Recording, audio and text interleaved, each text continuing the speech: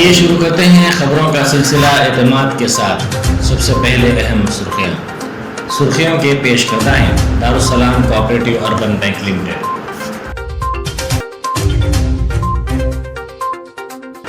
Ukraine میں حملہ، کرناٹک کا طالب علم ہلاک۔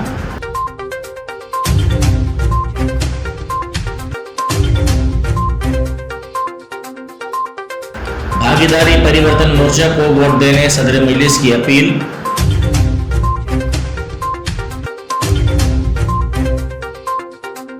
ایل پی جی کمرشل سلنڈر کی قیمت میں ہوا اضافہ۔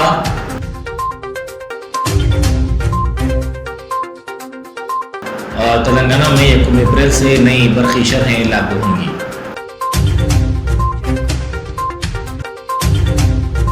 اب خبریں تفصیل سے۔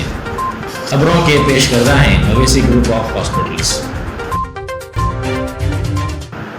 یوکرین میں ایک ہندوستانی طالب علم کی موت کی اطلاع ملی ہے۔ آج صبح خارکیف میں روس کی جانب سے کیے گئے ایک حملے میں کرناٹک کے ہاویری ضلع کے رہنے والے نوین نامی طالب علم کی موت ہو گئی ہے۔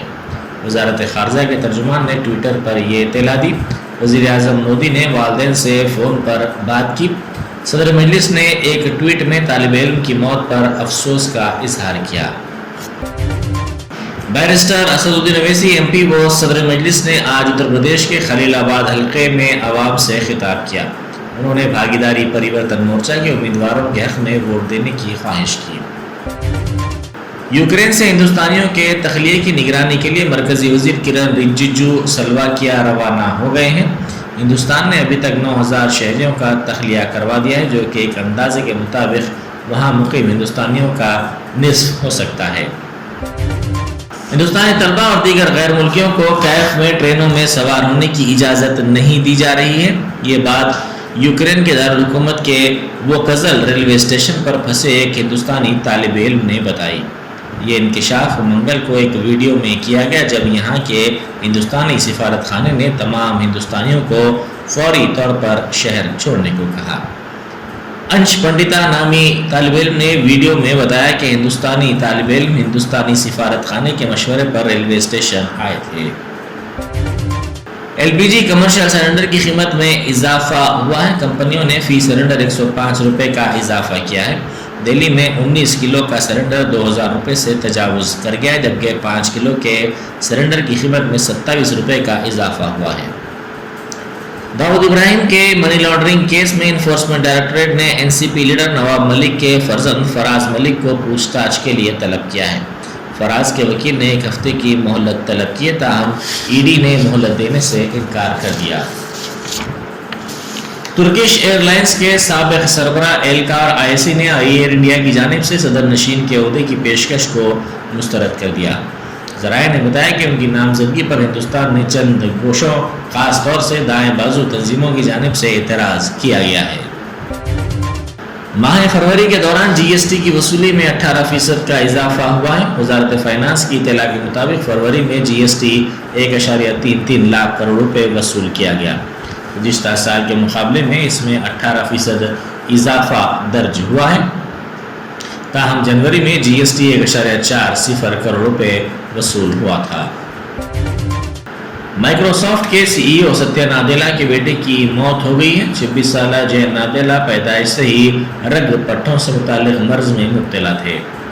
آج صبح انہوں نے آخری سانس لی۔ مائیکروسافٹ کی جانب سے ٹویٹر پر یہ اطلاع دی گئی۔ جین 1996 میں پیدا ہوئے تھے۔ بتایا جاتا ہے کہ ہر 1000 بچوں میں صرف 1 یا 2 کو یہ بیماری ہوتی ہے۔ ہریانہ کے گروگرام میں پولیس نے دھماکہ اشیاء کی موجودگی کی اطلاع پر تلاشی لی۔ ایک خالی مکان میں ان اشیاء کی موجودگی کی اطلاع دی گئی تھی۔ عالیہ یونیورسٹی کے سابق طالب علم انیس خان کی نعش کا دوبارہ پوسٹ مارٹم کرنے کے بعد کل رات ہی دوبارہ دفن کر دیا گیا۔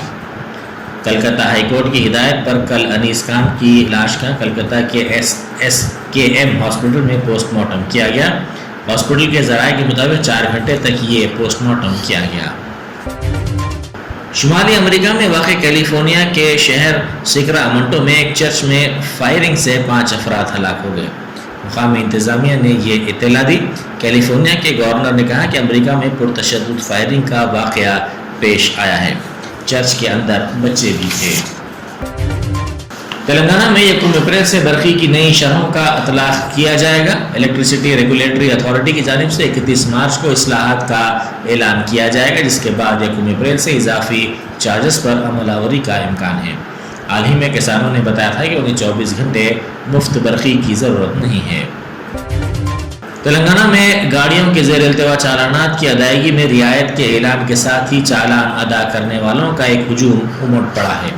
اچانک بڑی تعداد میں لوگوں کی جانب سے آن لائن خدمات کے استعمال سے محکمہ ٹرانسپورٹ کے سرور اور ویب سائٹ پر زبردست بوجھ پڑا ہے، جس سے تکنیکی رکاوٹیں پیدا ہو رہی ہیں۔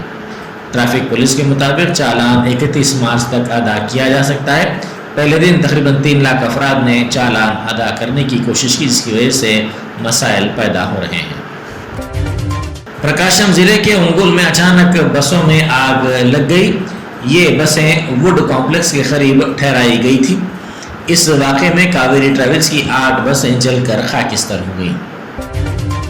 ضلع رنگاریڈی کے ابراہیم پٹنم منڈل میں آج ایک اسکارپیو کار پر نامعلوم افراد نے فائرنگ کر دی، جس میں ریل اسٹیٹ تاجر سرینیواس ریڈی برسر موقع ہلاک ہو گیا، جبکہ دوسرا شخص دواخانے میں علاج کے دوران جاں بحق نہ ہو سکا۔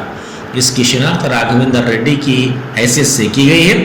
ریل اسٹیٹ تاجر کا تعلق امبرپیٹ سے ہے، جبکہ دوسرا شخص الماس گڑے کا رہنے والا ہے۔ تلنگانہ اسمبلی کا بجٹ اجلاس 7 مارچ سے شروع ہوگا۔ 6 مارچ کو کابینہ کا اجلاس ہوگا، جس میں بجٹ کو منظوری دی جائے گی۔ دوسرے دن اسمبلی اجلاس کا آغاز روایتی گورنر کے خطبے سے نہیں ہوگا، بلکہ وزیر فائنانس ہریش راؤ سیدھے بجٹ پیش کر دیں گے۔ اجلاس کب تک چلے گا، اس کا فیصلہ BSE کرے گی۔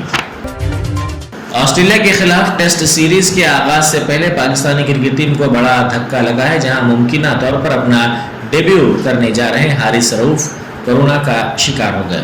خیال رہے کہ حارث رؤف نے پاکستان سپر لیگ 7 میں لاہور قلندرز کی نمائندگی کی تھی اور اپنی ٹیم کو ٹائٹل جتوانے میں اپنی پرفارمنس کی بدولت اہم رول ادا کیا تھا۔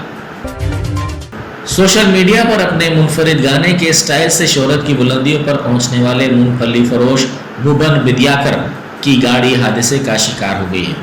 بھوبن نے حال ہی میں سیکنڈ ہینڈ گاڑی خریدی تھی، جسے وہ چلانا سیکھ رہے تھے، تاہم گاڑی کو حادثہ پیش آیا، جس کے بعد بھوبن کو سینے پر چوٹیں آئیں، تاہم انہیں فوری طور پر دواخانہ منتقل کر دیا گیا۔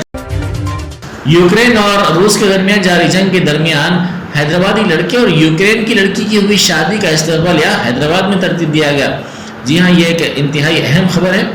یہ دونوں یوکرین میں شادی کے اٹوٹ بندھن میں بن گئے تھے اور ان کا استقبالیہ حیدرآباد میں دیا گیا۔ یہ استقبالیہ 27 فروری کو رشتہ داروں اور دوست احباب کی موجودگی میں دیا گیا۔